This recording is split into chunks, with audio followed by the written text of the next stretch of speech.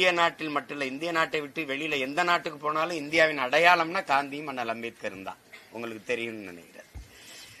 அந்த காந்தியடிகளை சுட்டுக் கொன்ன RSS அந்த இயக்கத்தை தடை செஞ்சு வச்சு ஓராண்டு கூட அந்த தடையை நீட்டிக்கல. வல்லபாய் பட்டேல் அந்த தடையை நீக்கிட்டார்.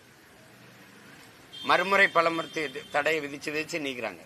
காந்தியை கொன்ன RSS இயக்கத்தை தடையை நீக்கின பெருமக்கள் ராஜீவ் காந்தியை கொண்டுட்டாங்கன்னு எங்கள் இயக்கத்தை 35 ஆண்டுகளா தடை விதிச்சு வச்சு எந்த நகர்வையும் தமிழின மக்களை, இந்த நாட்டில் தடைனால இது இல்ல, எந்த நாட்டிலும் நாங்கள் சுதந்திரமாய் இயங்க முடியல.